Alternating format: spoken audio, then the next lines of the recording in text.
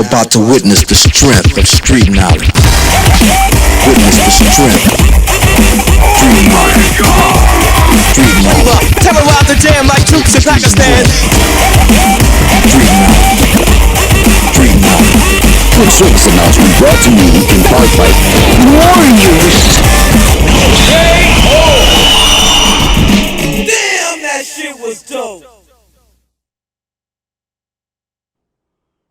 And welcome back. It's Warrior Creed with the radical Maajid Nawaz and my brother, the infamous Usman Raja, as always, running slightly behind schedule today. Apologies, but I just got back from Durham Union, Usman. You were aware of this little trip. Durham Union were kind enough to invite me to present to the Durham University as a solo presentation on my stance from opposing COVID mandates and before and after, and an update on our outlook and perspective. And it went well. So I've just literally just jumped in from the King's Cross station, and that's the reason we're slightly late. But bro, you and I were expecting it to be next week. We didn't even realize. Yeah, it was quite, you know what? I'm really disappointed. Yeah. I mean, the sun, it must look beautiful up there. I mean, this is just. It would have been, bro, it would have been another Edinburgh trip for us if we'd got our shit together. But it's my fault because I sent you the date on the day, and even still didn't read that date meant it was today and not. Monday. Yeah, and we were talking about So basically, I had to go alone, but it was a very good and successful trip. The brothers there, in charge of the Durham Union, is a British Iraqi brother called Adam, and there was a Egyptian brother there called Mohab. They were part of the union, and then there was some other students that were all involved in the debating union, and then the audience. And it was actually the first time I've been invited in a live public audience in a university context to address everything that's gone on since I was turned into public enemy number one. Obviously, there was the Delling pod and the Rogan and all the interviews. I'm talking of just a public facing lecture, not set up as a podcast. As I said, I think it was refreshing. And any interesting questions up there? Anything that they asked, bro? Because the audience was mixed. There were hijabi sisters. There were both secular and sort of spiritual and religious. It was a very mixed audience. So I was asked, I gave them a blanket, and I said to them, ask me anything you want, from the days of my Hizb ut-Tahrir years through Quilliam, right up until me shutting it down and COVID and my opposition to COVID mandates right up until now. So then we had a little afterwards, a little kind of in their little room, they had a mingling session. So again, they followed up with questions as well. It went on till about 11 p.m. It was very, I was overall very, very enthused and encouraged, bro. Let me present to you and to all of our regular viewers, at least, some cause for optimism, because I found that this generation that was in that Durham Union event, they had gone beyond the fight or flight rejection or aggressive acceptance of what was going on during the COVID years, and we're now looking towards solutions and what we can do as a community. And it was a very productive, positive conversation. They're going to upload it onto YouTube. It was also, as I said, the first time such an invitation was given after not only my cancellation on LBC and Spotify attempting to censor my Rogan episode for 3 weeks, but also which I revealed in this presentation live to the audience. Also, after this very presentation I was giving at Durham as a solo presentation to the debating union of the universities, the formal union, the formal representative body of the students in that university, that was originally booked at Oxford Union, bro. I think you're aware of that. It was originally booked at Oxford Union, and I got cancelled. But I got cancelled without being cancelled, which is why you haven't heard of it. What they did is they booked me, and about 3 weeks after I accepted, they wrote back and changed it up, said it was no longer a solo presentation on my opposition to COVID mandates, but that it would now be a debate with me as one of 4 panelists, and that the motion would be Islam is a religion of peace, but they wanted me to argue that it was not a religion of peace. In other words, they constructively dismissed me, which is the term you would use in the employment law context. I was left with no choice but to say sorry to Oxford Union, that I can no longer, on their renewed terms of engagement, I can no longer participate on the side of a motion that argues the exact opposite of the stance I took against Ayaan Hirsi Ali and Douglas Murray at the now infamous Intelligence Squared debate. And I said I should know because it's there I met my wife. How on earth would you expect me to take an opposite view to a debate that I've already had twice? And then that got turned into a book and then an Amazon movie about the fact that I don't think Islam is an inherently violent religion. So, yeah, it was obvious what they were doing. They wanted to cancel me without canceling me. So they constructively dismissed me. I was left with no choice but to say I cannot participate in this debate under these new conditions because they suggested bloody Mahdi Hassan to argue against me on the religion piece. That's an interesting one. But I think what this also shows is that if you look at the two time periods, you've got the time period post 9/11, then you've got the time period post COVID, haven't you? Yeah. So what we've got is we've got two, I'd almost say, generation shifts in terms of identity and thought process. So in terms of trying to push the car up the hill, which is what you were previously trying to do. Yep. You see what I mean? Yeah. But with a whole bunch of guys that didn't know that you were trying to push the car up the hill. Precisely. You've described it well. Yeah. Well, remember, remember those years. That includes the government, remember, Maajid. They were actually trying to push against the car, push it back down the hill. Yeah. By the way, these are the very conversations I had with the young students in the in their little reception afterwards. Yeah. Well, the thing is with this, Maajid, the hope now is that there's an audience there that is, well, I think there's an audience there that, regardless of religion, because I think when we're living in a time where you can push a button and any bit of information reaches everyone. Yeah. Because remember, even the paradigm itself is defunct. If you look at it from what even Martin Lings wrote about, where he was saying that concept, even in the way that it was understood, was something that was understood when people had walls around their towns. Yes. Do you see what I mean? Do you know the synchronicity here? One of the questions from the audience by a young Greek Orthodox young lad. Certainly he was Orthodox. Forgive me if he wasn't Greek Orthodox, but he's certainly of the Orthodox tradition. He asked that very question. And in my response, I went through my concerns with the word religion and why I prefer not to use that word. Yeah. It's interesting because you've raised the same subject now. But the thing with this is, Maajid, it's like a point that I made on Friday, and then that's been going on since at the meeting. So we had one of the guys who will probably be introducing to this audience as well, who's an expert in like seminars to do with like well-being and health. He's great guy, one of the students, one of Sheikh Ali's fellow students. So he's a Mandalorian. He's a Mandalorian, but he was but the same struggle that he finds. He's in a room full of what are those things that hang off the trees that Jabba the Hutt had in his cafe? I can't remember the name. The other thing that screams with the beak. Yeah. So that's what I find the rest of the group being like, just that screaming thing. But the point being the discussion I was having with him, even about these Eckhart Tolles, these Joel Dispenza, all guys that I like. But the point being that when you're talking about present state, and when you're talking about enlightenment, now follow me with this, Maajid, when you're talking about that, you're actually talking about resetting that focused state left hemisphere. It's still in language. It's resetting.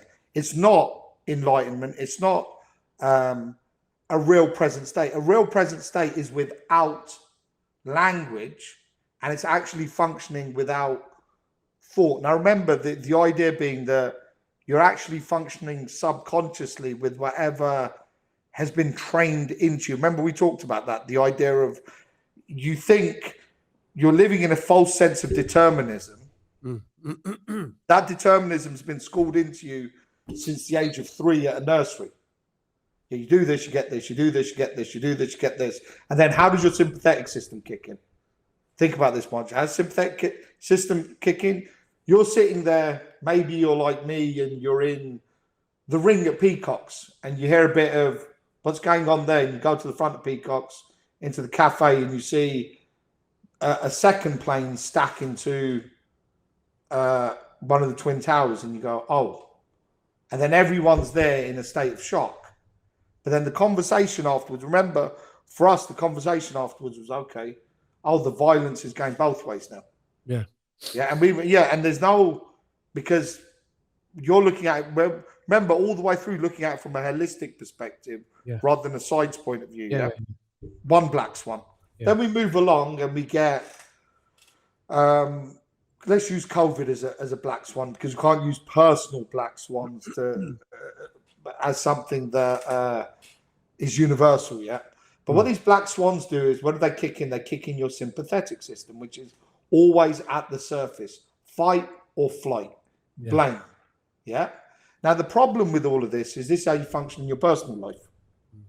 Yeah, we can talk. Yeah, remember, Maajid, when we were sat around the table with one of our friends who's a high-level solicitor, and the conversation with Sheikh Ali was along the lines of intellectual capability. Yeah. Yeah. And I was talking about the fact that, had to leave this thing because no one else on the court. Once they chased our good friend Bob Lambert away from the course, there was no one else that understood the paradigm. Yeah. But the point being with this, our solicitor friend said to us, he goes, it doesn't matter, because when they see me coming, they see it's a contradiction with the physical and the spiritual and the intellectual side. Yeah. But the point being with this, what I'm saying is, we know now the physical side of this, the idea of peace within a state of balance, diet, breathing, reality, and being now and understanding that, well, actually, it isn't about stressing over what's going to happen in the future, because nothing is determined in the future. So, like when you're sitting there, Maajid, and you talk, and you have people watch that Joe Rogan, or they watch the Dilling poll, and they're going to be like, have they got a magic crystal ball at home? No. Yeah.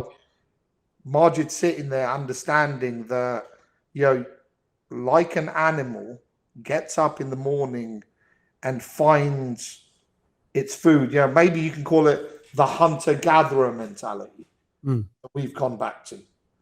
See what I mean? Where we're not victim of that determinism. And I think what they've done wrong, what the overstretch with COVID was you got people to a point where some of them actually thought to themselves, you know what am I stressing about? You gave people enough time. So the system gave people enough time to meditate. Yep. And then think, hold on a minute, this isn't that bad to be out of the rat race. Yeah. And then unforeseen consequence. Yeah, unforeseen. But the other thing they're trying to do again now think about this. Once again, this takes us to another point. Friends of ours who don't work within the official system. I'm not talking about criminals here.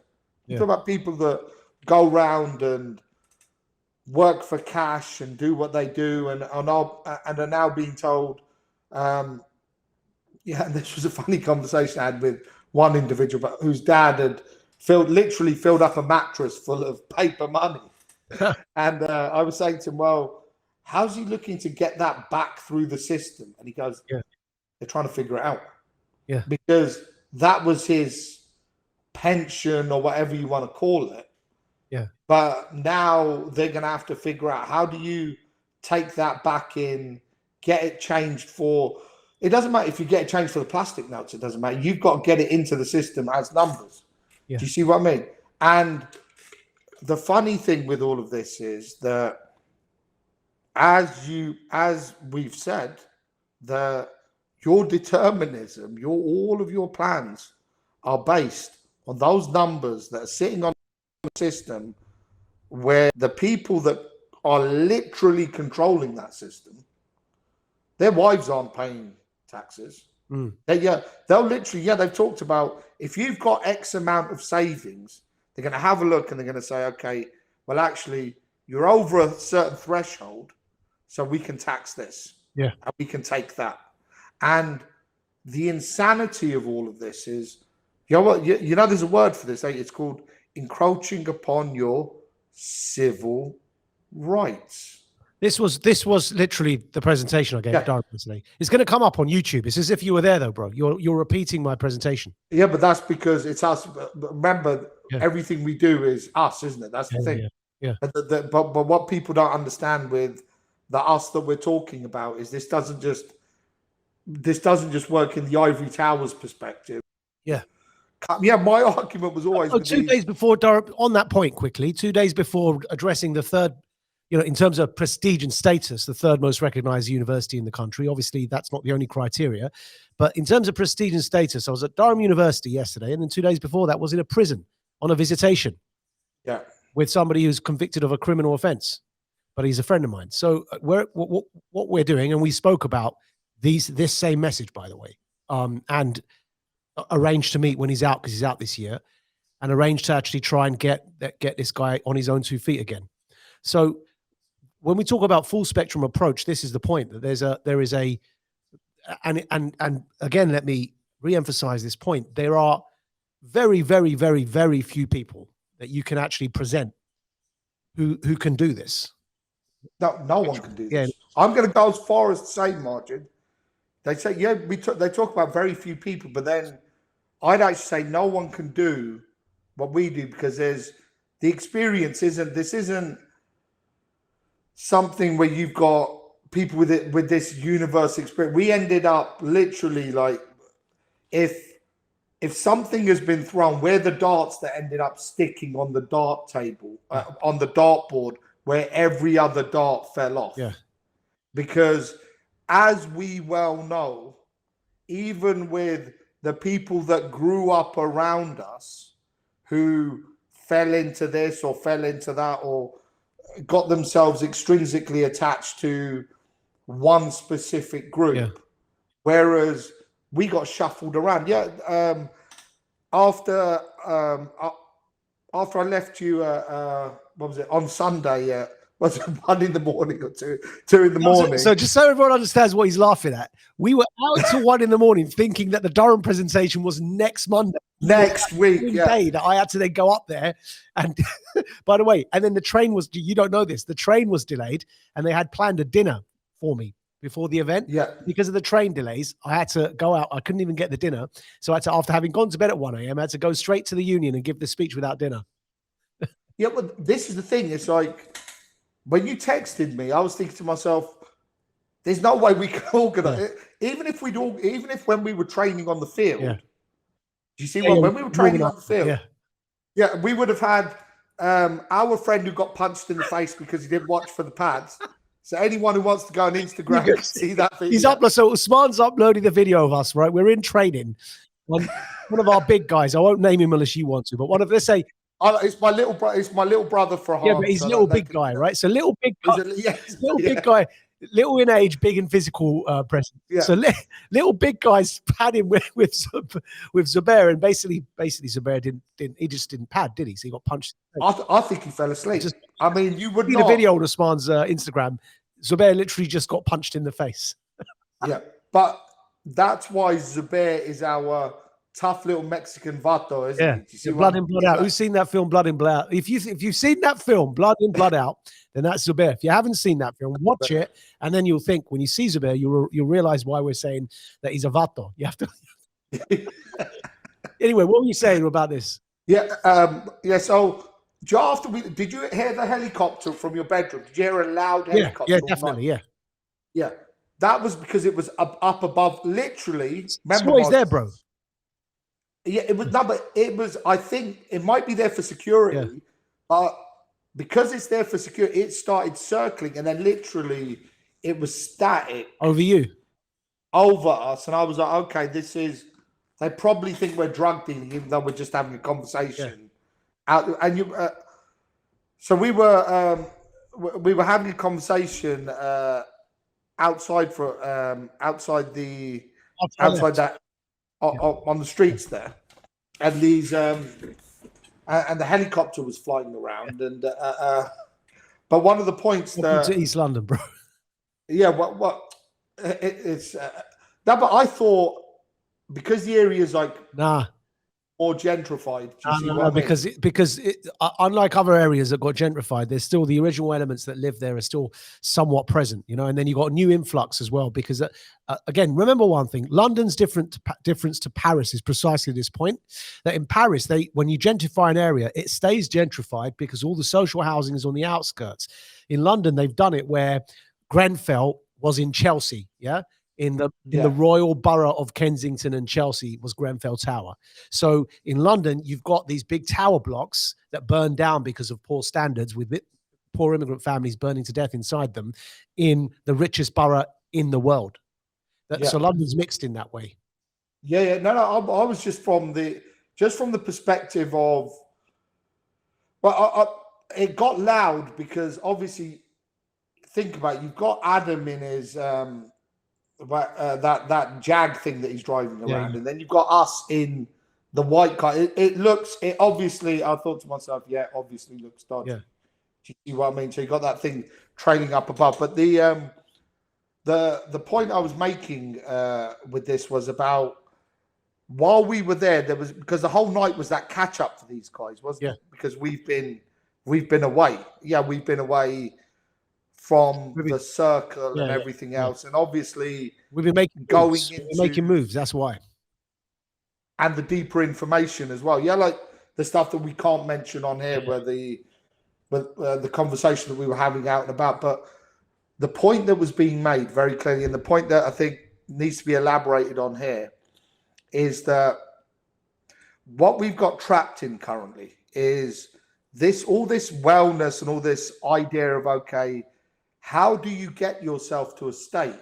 I think about, how do you get yourself to a state where you're not stressing about tomorrow and the next day? And if you realize that state isn't about the you that you want to be, the you that wants to spend time with their children or their wife or their friends, that you's a very different you. That you needs to be there in that room and not just sitting in a cinema or pushing the child on a swing. Should not be outsourced to certain moments in the day.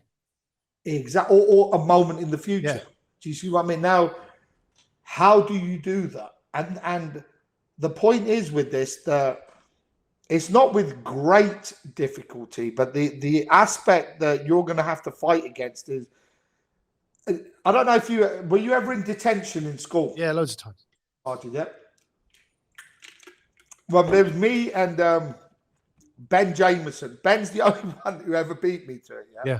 But for some reason, I was on detention for a whole year of 30. Even though I wouldn't turn up. Bro, I got expelled. So kind of my detentions turned into suspensions and then expulsion. Yeah, that's a whole different. Yeah, but what I'm saying is detention was this monotonous thing, but they'd give you that book to. I don't know if you had it in your school, but I've got the book somewhere in the house, but I nicked a copy of it. It was some very boring mariners. You couldn't actually read it. It was a very boring book. They give you this book and you'd scribble out of it. You just okay, just copy. Yeah. Very monotonous. Yes. You have to. Now the point is, the print in the book in your own handwriting. Yeah. So what you've got here is, if I always thought to myself, this is now I was thinking about that. That exercise in itself could be an exercise for you to build neurological plasticity to your right hemisphere because of the monotony of it. Yeah. Because what ends up happening is you see the coercive persuasion within the system. It works very subtly. It isn't like putting you into solitary confinement or what happened at Guantanamo Bay which is really forcing the sympathetic system, putting you in a state of stress. What it does, it puts subtle stress, which is being unsure. The feeling of being unsure, even though if you understand it, your reality isn't determined. Look, your fuel bills have gone up, which means that holiday that you wanted, that you were saving up for, you probably had to grab that money from that holiday just to pay for your electricity or your or your food or whatever. Yep. People are giving up their pets because they can't afford to keep them. Yep. So whatever you planned, now remember the idea of a death.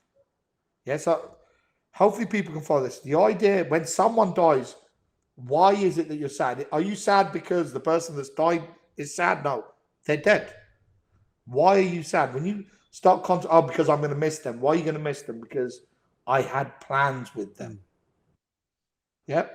Even if your plans were just, I'm going to go and see them and see their smile, or you miss something. Yep. Yeah. Or a breakup. Yep. When people break up, they had plans. Yeah. So a new timeline has to get invented in your head. Exactly. And a new timeline you could describe as what? A life. Yeah. And so something dies. Yeah. So what you're actually being hit by is multiple. When you're getting these black swans, when you get your fuel bill hired, it has gone up. When the Ukraine war starts, and you're sitting there for a moment thinking, "Oh my God, what if there's nuclear war? What if this happens? What if that happens?" When 9/11 happened, now we're at a stage where people are having these conversations. They're going, "Well, these things were planned by the government, or these things were planned by those people." Okay, let's just say those things were planned by those people. Why? Because they want to give you a little death, so you move, so you change. Yeah. And when you understand it like that, you understand how your civil rights are being encroached upon, how you're being it's incremental abuse. Yeah, it's mental abuse. Yeah. This would, if you were doing it singularly to an individual, it would be considered domestic abuse. You would be able to take them to court and say, okay, that's literally called battered wife syndrome. Literally what it's called. And again, you'd be perhaps not surprised by this time to know, I literally had this conversation with Adam, the president of the Durham Union, yesterday, and said that this incremental abuse is called battered wife syndrome. Yeah. Now think about this, Maajid. Now, what are people doing when they're listening to this? Instead of taking action, you might be listening to this and think, "Oh, you know what? I need to remember that point so I can discuss it at the pub, or discuss it at the mosque, or discuss it, I don't know, at the Gurdwara, wherever you go. But no, guys, it's not for your entertainment. Yeah, because it's to get you to a state of real reality and the real entertainment, the real state of peace. But how do you get there? How can you get to that when everything that you're doing is, but think about, all of your entertainment is there to numb the pain. It's there to numb the pain, isn't it? It's like, if you're sitting in the cinema, if you're sitting with a group of friends having a drink, the first point, or having a smoke, or doing whatever you're doing, the first point that comes in with it is the drink or the smoke is there so you can actually get rid of the anxiety of being around people, so you can open up. You can actually relax. So you can relax. But that sense of relaxation isn't a real sense of relaxation, because everyone else is numbed around the table, and now you're not gonna, they need you to be stupid to relax. So why? You can't have a revolution with stupid people.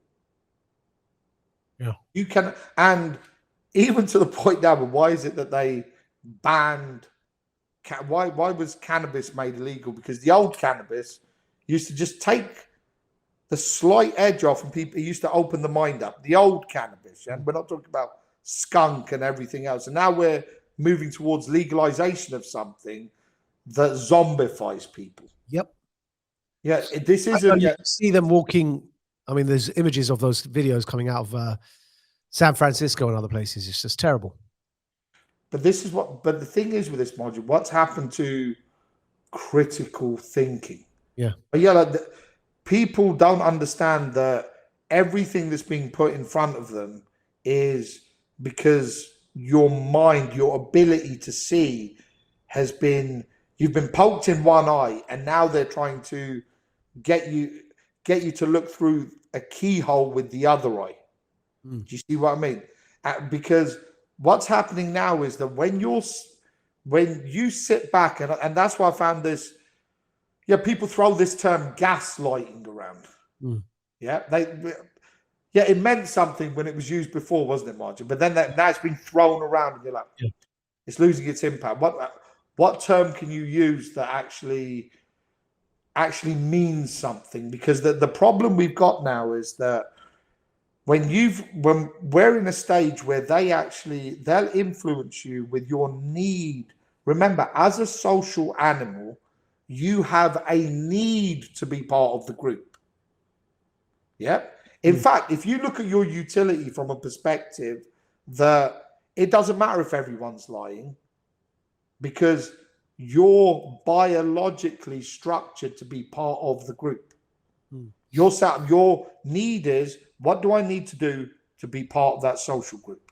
Yep. So now you agree that the big dude who's decided to put a swimsuit on and Is a woman.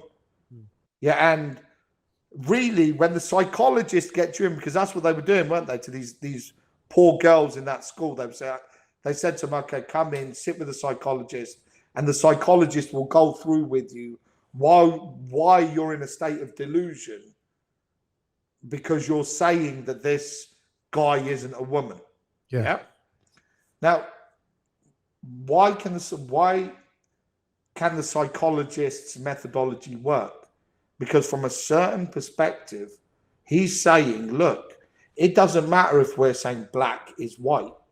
It's irrational for you to not go with the group. Yeah. And you say, yeah, but my eyes are telling me this doesn't matter. Because you're a human being. And if we take you and put you on your own, if we put you on your own, your brain will actually stop creating, it will stop developing neurological pathways, and instead it just creates stem cells. So basically, it creates building blocks for those pathways, which then don't get used. So you just sit there, you're like, now you're literally empty, yeah. Your brain, the stem cells are ready to receive, but they're not receiving anything, basically. They're not receiving anything. And that's why, like, the analogy I used actually outside when we were parked near your place, loitering, giving you a bad reputation, was as if it can get any worse. As if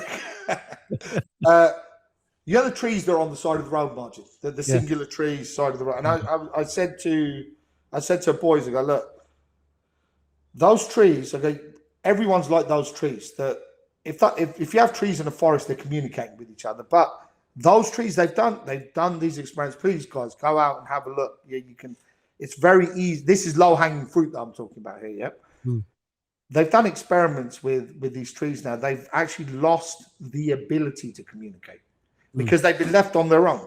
So if you move one and you stick it next to another tree, it's lost that ability. Yeah. Yeah. Now, amazing. The point is, this is the thing, Maajid, what we're dealing with now is we're dealing with something where if you've got an issue with someone, that issue that you've got with someone is something imagined. What now? Follow the. Before you carry on that note, you've just reminded me of something, which is that the trees that aren't left alone, the trees that remain in the forest, as you and I know, they can't communicate with each other through the underground mycelial network. They even allocate and reallocate underground resources to other trees they're communicating with that they believe are their offspring. So basically, to continue their own tree DNA, they will reallocate resources underground through the mycelial network to communicate with other trees that carry their DNA. Yeah. So they're communicating, Now, people often, what I'm trying to explain right now is back to your point about the brain, the stem cells, and the neural pathways. If they're left blank, if you're not stimulated through experience, then, of course, as we've agreed, you're going to stay empty. But if you are having good and correct experiences, now, figure this. People think, back to your point earlier, there's no crystal ball we have. All we're doing when we're saying over a year ago something that The Nation, I've retweeted today on Twitter. The Nation is now reporting as of Nazis in Ukraine, right? You know, the big Nation media platform. And before that, last week, the New York Times finally admitted it, right? So when a year ago on Tim Pool, if you remember, Usman, when we're saying that, we don't have a crystal ball. What we're doing is we're remaining in touch with the thought equivalent of that mycelial network. That's all that's happening. We're remaining conscious and cognizant of certain impulses and signals that come through a connection with the collective that would otherwise cease to operate the more atomized and isolated the human becomes. And let's use another analogy for that. So when we talked about that, I mean, this is when we talked about it on here, Marge. Remember, we were talking about it way even before Warrior Creed was set up. Yeah. Remember all of these things, because as things were encroaching, we were already talking about issues that were happening. Okay, let's use an example of this. Yeah, if I say, okay, my leg's feeling a bit numb. You say to me, bro, weren't you on a flight last week? Did you move around on that flight? And I was like, not really, but yeah, you know me, I'm fit, I'm healthy, but the leg's feeling a bit numb. Yeah, and you go, and then you say to me, oh, just leave it. Yeah. Yeah. Then we carry on. And then all of a sudden, one day I have to run into hospital with deep vein thrombosis. Yeah. Yep. Now, the point is, if we had been aware, we might go, oh, your leg's feeling a bit numb, you're on a flight, go to doctors. Yep. Yeah. If it's stretch it every evening in this way, you know. Yeah. Do something. Do something, yeah. I mean, obviously we'd have it, but the point is with this, Maajid, that when you diagnose something, so you can take care of whatever the pathogen is, yeah? If it's diagnosed and 3 years later someone goes, oh yeah, we agree with you, go, well, it doesn't matter, the person's going to die now. Yeah. Yeah. And that's what's happened. Yeah, that's what's happened. Yeah. But this is the problem with all of this stuff. It's like like we said with the trees. Yeah. When you have that forest, you have a matriarch. So there's, even from the perspective of, yes, the trees, we know they take care of their offspring and their lineage, but you have a matriarchal tree, yeah, which is evidence. You have a matriarchal tree that makes sure that the canopy is sealed. Yeah. Yeah. It makes sure the canopy is sealed. This thing here, nature functions within a oneness. And this idea that, the entire organism, you could say, the earth, the universe, all of this stuff, yes, it is connected. And then you go, oh, but why is there evil in the world? And go, okay, evil relates to us, yeah, as in what we consider. Yes, there's abuse of things, but abuse of things is happening because I'll give you one simple example. Our sheikh asked me 15 years ago, he goes, who's the baby crying out to? Yeah. I said, the baby's crying out to its mother or its father's parents. And he goes, no, it's crying out to the source. And it's your job to answer. Yeah. And then you go, okay, well, how many babies are out there crying right now as orphans and like when you watch the news and you go, the 16-year-old girl that went out on her roof in Israel and got shot by the snipers.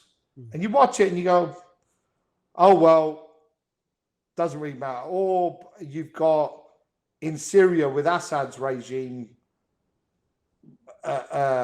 killing children out on the street. Or you've got the Chinese, if you want to go to, if we've got nature lovers up here that maybe got some vegans listening where babies don't really impact. So let's talk about cats being put into bags and starving out on the streets. What I'm saying here, guys, isn't about, I'm not pointing at any one regime because I don't support, literally, I've got crazy, we've got a crazy idea of like that.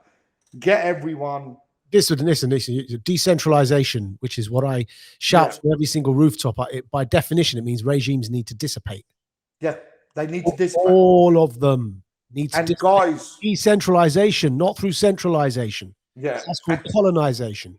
and people should know when it comes to peoples, you don't know people that love Muslims, Jews, Christians. And this isn't because we're some universal humanistic. It's because when you go into these traditions, when you see the roots, when you see the actual, when you sat at those tables and and you have good friends that are like family that are concerned about you, you get away from the labeling. You understand.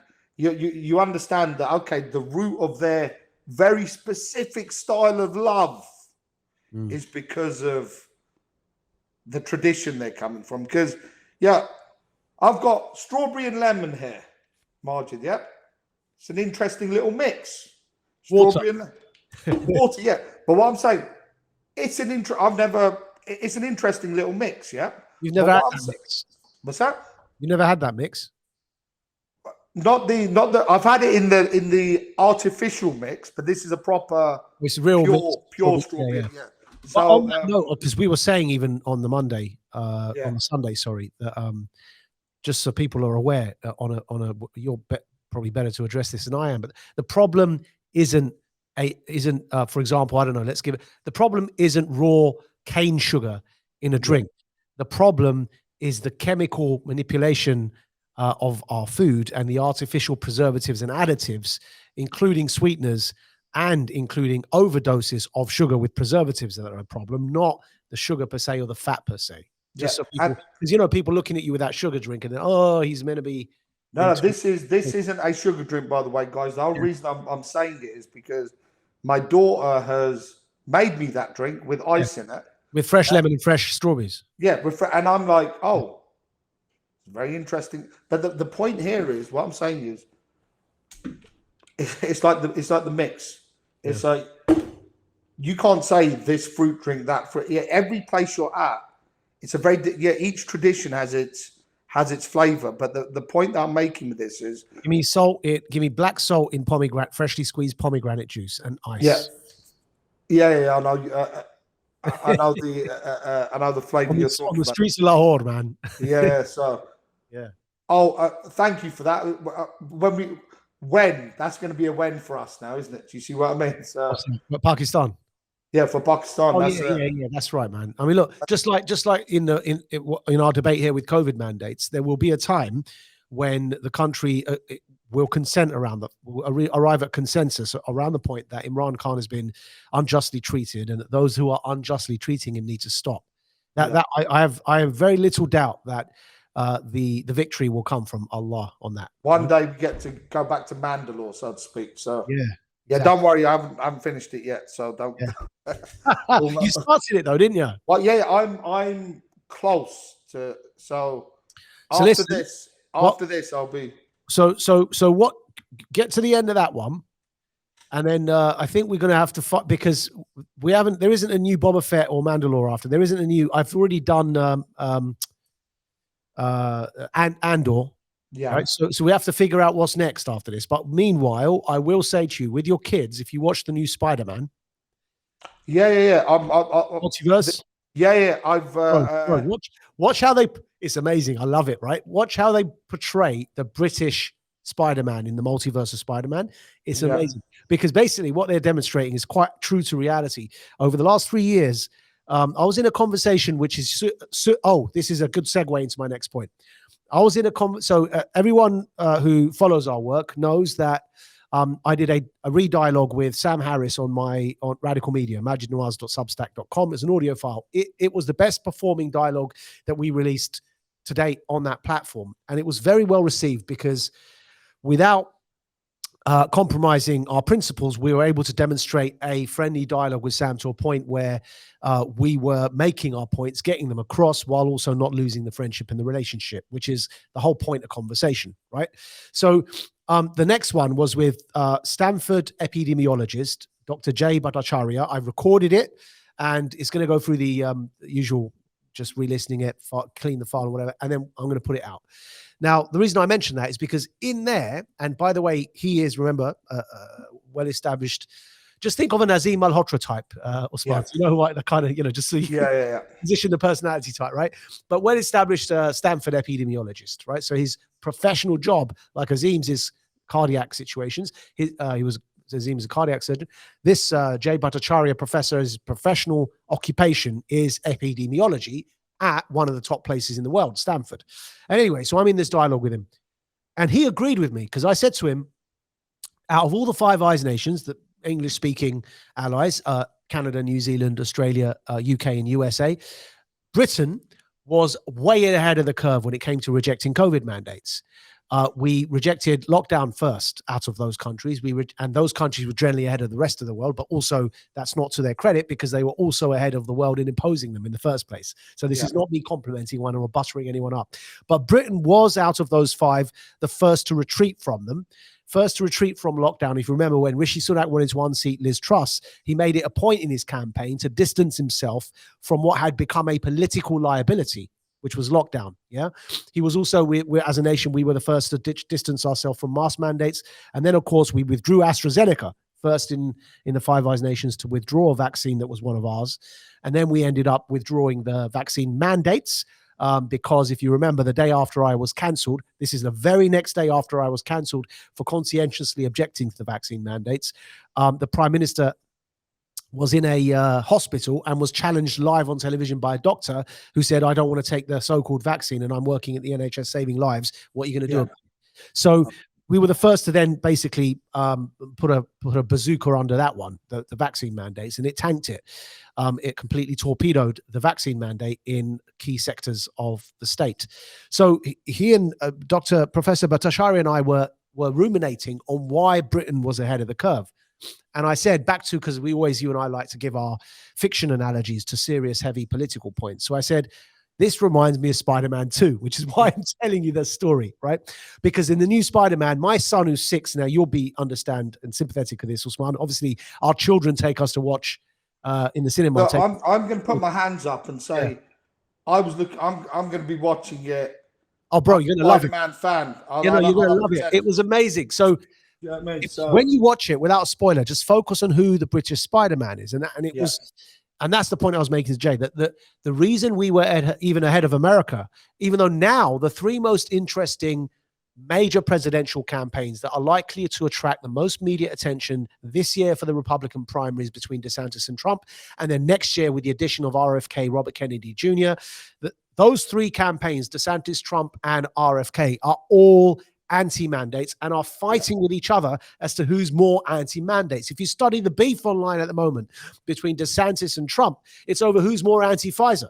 With DeSantis accusing Trump of being pro-vaccines because he rolled out Operation Warp Speed, true, and Trump accusing DeSantis of being a sellout for imposing vaccine mandates in the first place, also true.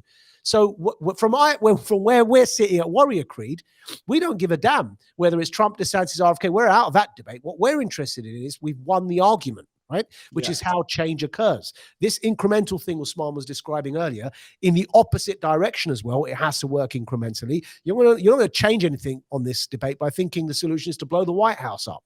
It has to be through argument, right? So the reason all of this came up is the three most interesting presidential campaigns in America are now avowedly anti-mandate and are competing with each other as to who's more anti-mandate. So where we've ended up in a situation where, whereas it was brave to oppose COVID mandates 3 years ago, it's now stupid to defend them. Yeah. And so the conversation with Jay Bhattacharya was, how did Britain know first?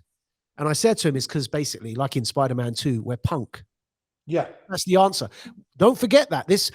Remember that, right? We were the first in the country in terms of in the Five Eyes alliances to oppose that as a country. But in the country, those who were first to oppose it within the nation, remember why? It's because we always knew that we would remain cognizant of the fact that trusting blindly power is never a good idea.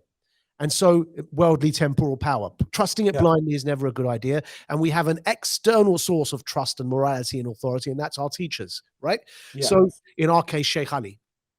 So I was making that point to Jay Bhattacharya, and it reminds me of it now because Spider-Man 2 cleverly captures that moment where Everyone else thinks they're doing good. I'm trying to explain to you without giving you a spoiler. Everyone else thinks they're doing good when they're actually not. All the Yeah. other Spider-Men and women, by the way, think they're doing good when they're actually not. And the lead character in Spider-Man 2, there's two main lead characters, both also think they're doing good when they're not. And the British guy isn't even the lead character, comes in only halfway through the film and forecasts for all of them that this is wrong and it's going to go wrong in these ways. Yeah. And then disappears from the film again. And then later on, when they realize he was right, it's like made obvious that he was right because he leaves something for them. So you're going to understand it when you watch, right? Yeah. And that's the point, though, that in Spider-Man 2, it wasn't too late and they kind of pulled back.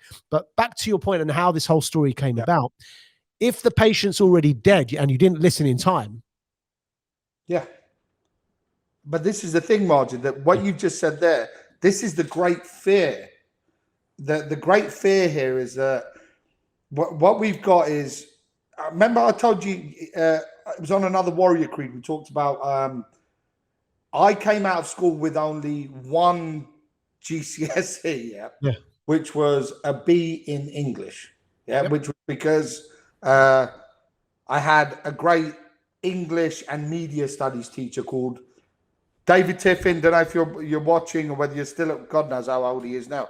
But I remember having a conversation with him about 10 years after leaving school. And I said to him, look, how are the kids? And remember, so this is still a long way back, 10 years after us leaving school. So how are the kids now? He goes, oh, they're really bad. He goes, they're bad. And I go, well, we were bad. He goes, yeah, but you were bad with character.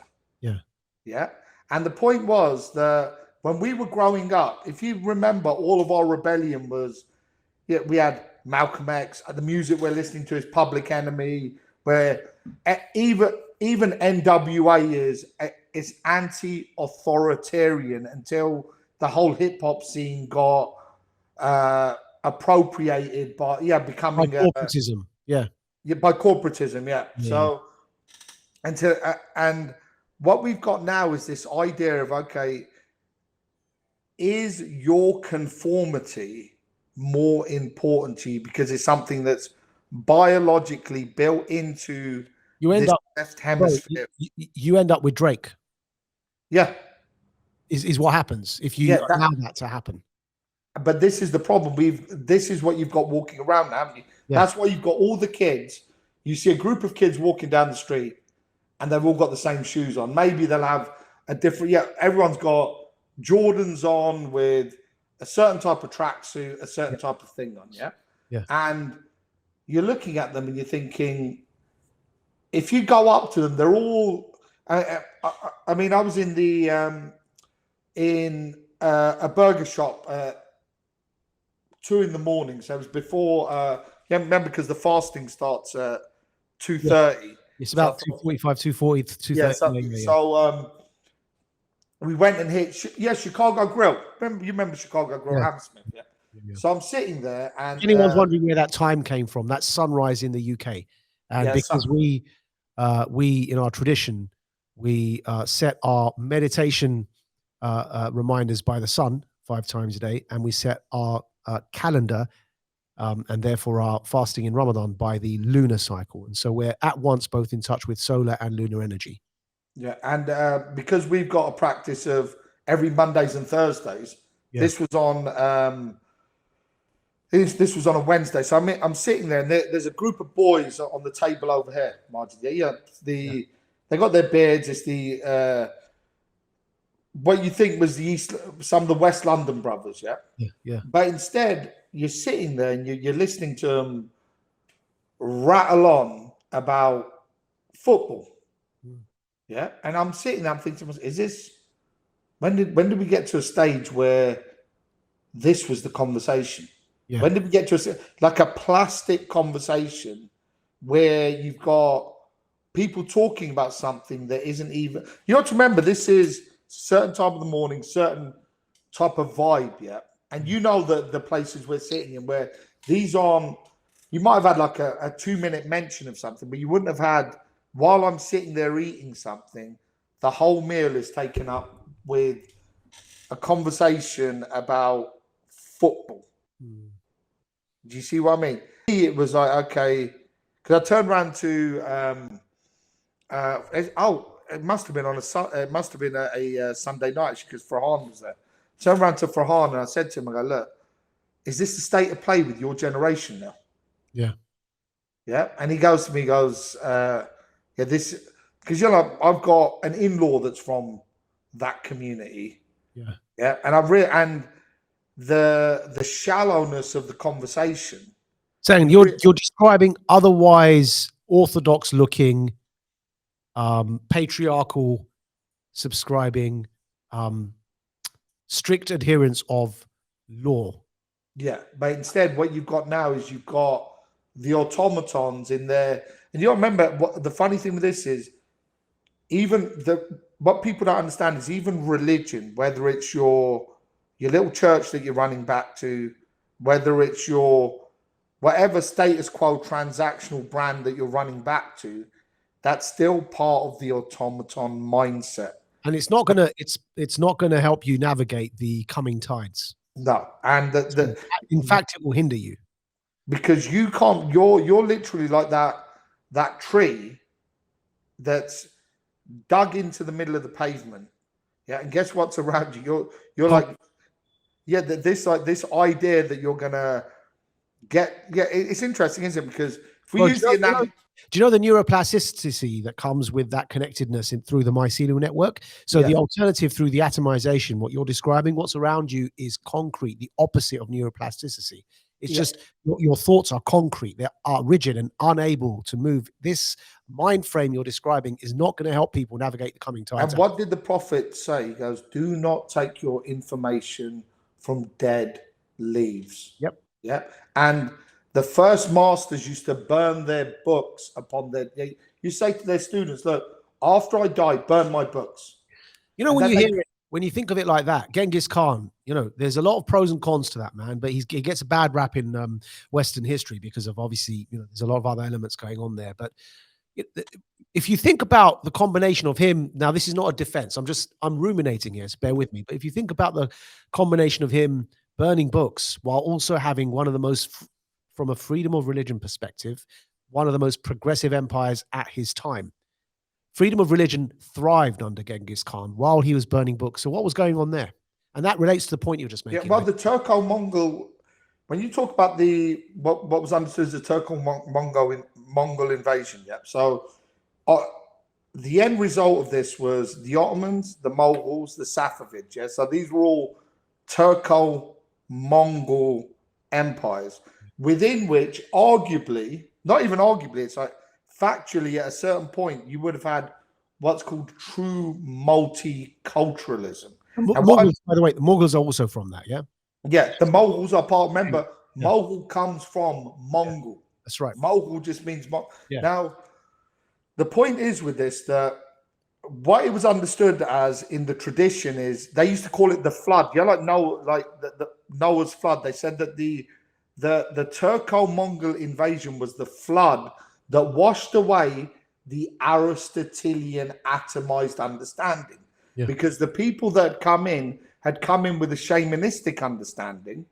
Yeah. And then when they took on Islam, when they take the Islam on, they dump Arabic as so it's still there within as it's there as a liturgy. Yeah, it's there with the liturgy, but they dump Arabic. They keep the idea of reality is brought back in as that symbiotic obedience to the infinitely loving. Yeah. Yeah. Now, it's a very subtle thing because now what it does is symbiotic obedience means before you walk up to this thing, what does this thing mean? Yeah, like the essence of the thing. Yeah, so the idea being that, even in that term, Allah. Yeah. So you've got constriction, expansion. Yeah. But it's very interesting because when you talk about, if you look at life and it says, okay, life is literally your breaths, but also it's also the experience of Allah, even from the level of, if we said all of that is like, when you're breathing in, you go, when can I breathe out? Yeah. So you've got constriction, expansion. So what it says is you have the bitter for the sweet. So even from a level of like psychological wellness, yeah, and you know how it works. We have the breathing exercises that are connected to physical activity, and with all of that, you create a flow state that isn't about thinking, that isn't about focused. It isn't about remember the understanding we talked about. Well, actually, we haven't talked about it on here, but the understanding that the left hemisphere is the left and right hemisphere, which animals have. When we use the analogy that, okay, the lion focuses in on the wild boar, so the left hemisphere is focused in on what it wants to kill. But if behind the boar there's a rhino and the lion starts running at the rhino, the lion starts running at the wild boar, the rhino is going to skewer the lion. And nature is not going to give the lion the excuse they didn't see the rhino, yeah? But it's the right hemisphere that sees the system. Yeah. Now, if we look at this, we say, okay, if you're going to hunt something, obviously you need the focused attention. Yeah. Yeah. But the system effect also allows you to see the danger and the impact of whatever you do. What happens is when we look at Latinized language, English, and then we look at the schooling system, what do we see? We get taught just focused attention, not including the language point, where once you understand the language point, you can say, because this is the whole issue now, isn't it? It's saying, people are saying, okay, I don't want to get stuck in, I want to hunt this. I want this for my appetite. Yep. And that thing that you've assigned a certain value to with this abstract symbol of language, to say woman, what is a woman? There's politicians that get asked, what is a woman? I don't want to answer that. Why are you asking me a controversial question? Yeah. Because if you say a human female, people will argue against it now, won't they? They'll argue against what. But the point is with this, that people need to understand where they're trapped. Yeah, because really it can take you around even the trick, can't it? Because if you see things as a system, and if your children see things they see themselves as part of you. You see everything, that you cannot detach yourself from your environment. If I grab you right now and put you on the top of Mount Everest, the air's going to be too thin for you. It's going to be too cold for you. You're going to have the wrong clothing on. You've got exactly the right balance around you. You're the fish. That remember the analogy we always gave, that look, there's a fish out of water, you grab it and you go, okay, where are you going to put it? And all of a sudden you put it in a bowl of water and you start seeing the fish, but you're burning it because it's not a freshwater fish. It needs salt water. Yeah. And this is the human being. When you understand the environment, are you currently a saltwater fish in fresh water being burnt and not understanding? Yep. Yeah, because this is the thing. This is up here. This like, you're living in a state of focused attention, and this could be like, oh, this is really complex. What this guy's going on about. Exactly. My point. Yeah.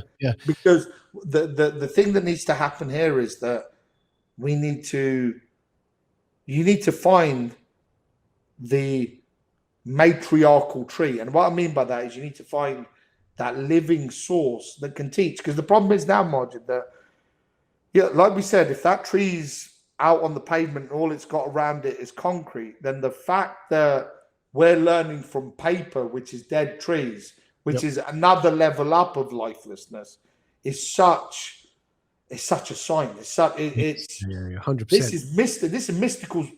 This would be like mystical shit if it wasn't real. Yeah. You see, I don't even go to. Look, I don't. No, I'm very clear on this. I don't see a difference. Yeah. Somebody trying to learn quote unquote academic subjects from dead trees, and somebody trying to learn swimming from reading a book, i.e., a dead tree. You're not going to succeed. So why do you think if it doesn't succeed in one area, it's going to succeed in another area? You cannot learn from dead trees and dead rock. Yeah. By just reading, thinking that's how learning. And then people teach after learning like that. They go on to teach others. And this is a problem with this, Maajid, that what we've got now is we've got a society now where even from that positional perspective, you have to remember, like a lot of the guys that we've tried to be, we've even put an invitation out to. Yeah.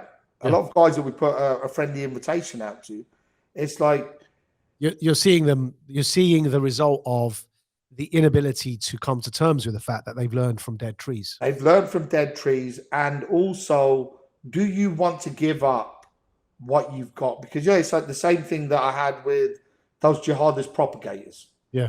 The propagator used to sit there and you'd often find this guy, you'd sit with them and you'd realize they don't actually believe in what they're saying. They've just got this position. Yeah. And they don't want to give it up. They're not going to give that up. And you know what that is? Because it's two things there. The love of position and status, right? They're both coming from the ego and the self and the nafs, right? And the other is a disbelief that somebody that doesn't look like their stereotype of what the person who's correct about these things should look like. And therefore, why should I listen to this character who looks to me like everyone else that's following me, looks to me like one of my followers, because an academic or an intellectual shouldn't look and talk like this? Yeah. And this is the thing with this. It's ego. Yeah, but this is the problem, Martin. What we've got with this now is that, we look at these characters, if you're sitting there skinny or fat or thing, remember, we look at them, we go, okay, look at these guys. Look, the fact is that the idea that even the shell that you're walking around in, you are that loose with. Yeah, and also that what you've been given isn't precious enough to you to even be strong enough to defend it. Yeah. Whether it's mentally, and then, the other aspect of it is physically as well. And it's like when you guys are out, when on Sunday when you're training, and what was the end lesson that I gave Farhan there? When he was, and admittedly, anyone watching, the fight only begins after you're at that point. Yeah, when the fight only the real feeling of being in the moment there with the fight and the training is after the exhaustion. And when that kicks in, that's when it begins. That's when it begins, and we know this both from the physical and the intellectual aspect, because sometimes that's when you have to surrender.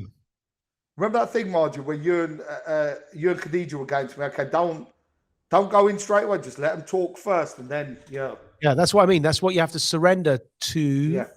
To what? To the source. You have to surrender to that which we do not know. And that's when, rather than worrying about the decisions you're going to make, which happen 0.2 seconds before you're even conscious about worrying about them, surrender and be normal and natural. And relax and check. But on that point, bro, it's going to come up to 5. We've been going for an hour and a half. So wrap up. Yeah. It's fun when we talk. That's shocking. Okay. Thinking around this, and because I've just, as I said, got off a train as well, so I have to go home and rest for. Okay. Well, the thinking around this is that the big point that hit me from the Friday to today is this aspect of we've been talking around the subject. Because there needs to be, people need to take those practical steps. There's come and find the right way of doing things. Like find somewhere where you can go and get into a non-thought process way of existing, getting rid of this determinism.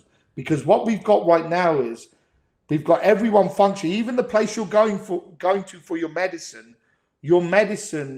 is actually taking you back to the problem. Your medicine, if if you've gone from one state of cognitive dissonance to another, remember the lesson around the table on Sunday. When I asked Adam, I said to Adam, okay, is there a hot tap in the building next to us? And he said, yeah, there probably is. I said, would you bet your life on it? And he said, no. And I said, okay, now you got your religion there. Yeah.